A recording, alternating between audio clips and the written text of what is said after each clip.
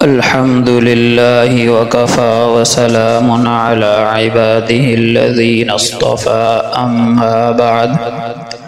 ہمارے پاس سب سے قیمتی دولت، سب سے قیمتی نعمت ایمان کی دولت اور ایمان کی نعمت ہے، لیکن مصیبت یہ ہے کہ ہم پیسوں کی حفاظت کی تو فکر کرتے ہیں، ایمان کی حفاظت کی کوئی فکر اور پرواہ نہیں ہوتی، اور ہو سکتا ہے کہ ہمارا ایمان انتہائی نچلے درجے پر، انتہائی لو لیول پر پہنچ چکا ہو اور ہمیں احساس بھی نہ ہو۔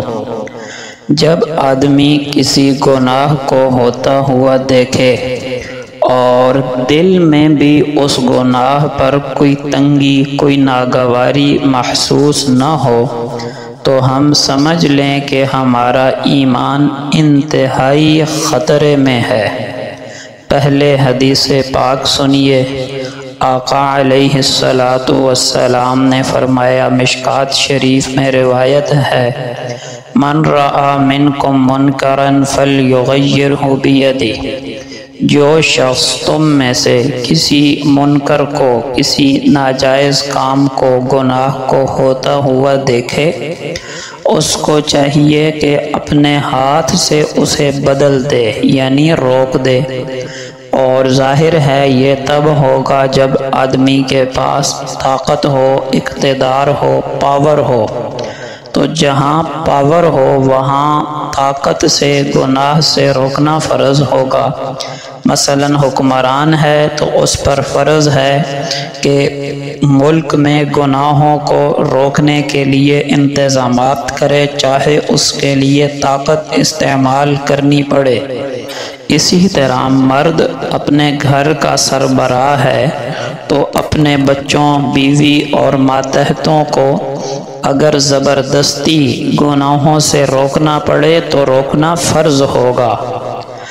آگے فرمایا، وَإِن لَّمْ يَسْتَطِعْ فَبِلِسَانِهِ، اگر پاور نہیں ہے، ہاتھ سے نہیں روک سکتا، فتنے کا خطرہ ہے، تو زبان سے روکے، اس کی منت سماجت کرے، اس کو گناہ کے دنیاوی اخروی نقصانات بتائے۔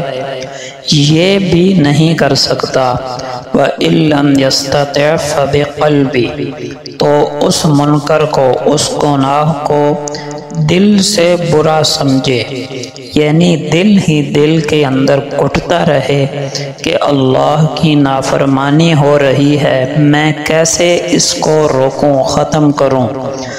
اگر گناہ دیکھ کر یہ دل میں تنگی اور گھٹن اور ناگواری پیدا ہو رہی ہے تو یہ بھی ایمان کا درجہ ہے، لیکن کون سا؟ آقا علیہ السلام فرماتے ہیں، وَذَلِكَ أَضْعَفُ الْإِيمَانِ، یہ ایمان کا انتہائی ضعیف ترین درجہ ہے، انتہائی لو لیول ہے، یعنی آپ کہہ سکتے ہیں کہ اس سے نچلا درجہ ایمان کا نہیں ہے۔ اب اس سے نچلا درجہ کیا ہو سکتا ہے؟ وہ یہ کہ گناہ دیکھے اور دل میں بھی کوئی ناگواری محسوس نہ ہو، دل میں بھی تنگی نہ ہو۔ اور اللہ معاف کرے، اللہ ہم سب کی حفاظت فرمائے، آج ہم میں سے اکثر ایمان کے اس ضعیف ترین درجے سے بھی نیچے جا چکے ہیں۔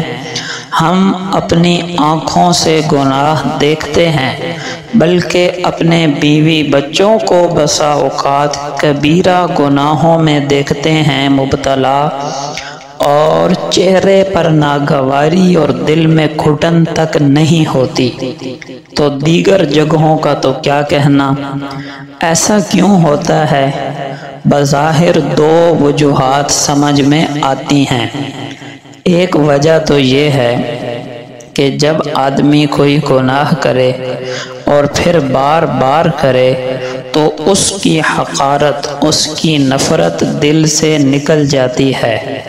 تو جب ایک آدمی خود وہ گناہ کر رہا ہے اور بار بار کر رہا ہے اس پر اسے گھٹن نہیں ہو رہی، تو جب کسی دوسرے کو اس گناہ میں دیکھے گا تو گھٹن کیسے ہوگی؟ ایک وجہ۔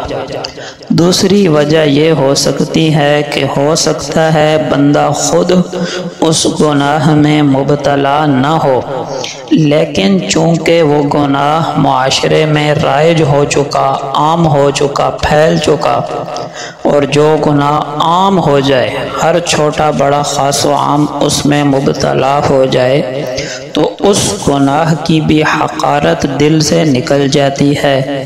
جب دل میں اس گناہ کی حقارت ہی نہ رہی، نفرت ہی نہ رہی، تو اب کسی دوسرے کو اس گناہ میں مبتلا دیکھ کر کیوں اس کے چہرے پر ناگواری آئے اور کیوں دل میں تنگی محسوس ہو؟ تو یہ دو وجوہات ہو سکتی ہیں کہ بندہ گناہ دیکھے اور دل میں گھٹن نہ ہو، اور ہم میں سے اللہ بچائے اکثر کا یہی حال ہے۔ اور آقا علیہ السلام نے تو فرمایا تھا، ایمان کا ضعیف ترین درجہ یہ ہے کہ گناہ پر دل میں گھٹن ہو، تو ہم تو اس سے بھی نچلے درجے پر ہیں۔ اللہ ہی جانتا ہے ہمارا ایمان کس سطح کا ہوگا، اور عند اللہ مقبول ہوگا یا مقبول نہیں ہوگا۔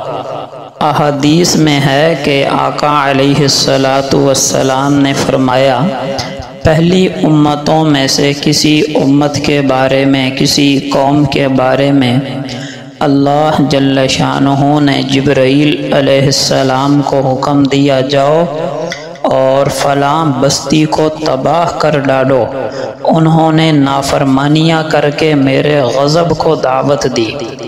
حضرت جبرائیل علیہ السلام نے عرض کی، اے باری تعالی، وہاں تو ایک ایسے بزرگ بھی موجود ہیں جنہوں نے ایک آنکھ جھپکنے کے برابر بھی گناہ نہیں کیا، تو اس بستی کو اگر ہلاک کروں تو اس بزرگ کو کیسے ہلاک کروں؟ تو اللہ تعالیٰ کی طرف سے کیا جواب ملا کہ اس کو بھی اس عذاب میں مبتلا کرو، بلکہ پوری بستی کو اس کے اوپر پھینک مارو، کیونکہ دوسروں کے گناہ دیکھ کر اس کے چہرے پر بل نہیں پڑا، دل میں گھٹن نہیں ہوئی، تو یہ بھی ویسا ہی مجرم ہے، لہٰذا اس کو بھی ان کے ساتھ ہی ہلاک کرو۔ تو اس سے پتہ چلا کوئی آدمی بظاہر کتنا ہی عبادت گزار ہو اور عابد و زاہد ہو، متقی ہو، گناہوں سے بچنے والا ہو، مگر گناہ دیکھ کر ایمان کے کمزور ترین درجے کے مطابق اس کے چہرے پر بل نہ پڑے اور دل میں گھٹن اور تنگی نہ ہو، تو یہ بھی برابر کا مجرم ہے۔ اب ہم سب اپنے گریبانوں میں جھانکیں اور غور کریں کہ ہم کون سا ایمان لے کر اللہ جل شانہ کے پاس پیش ہونا چاہتے ہیں۔ اللہ پاک ہم سب کی حفاظت فرمائے اور اعلیٰ درجے کا بڑھیا ایمان نصیب فرمائے، آمین۔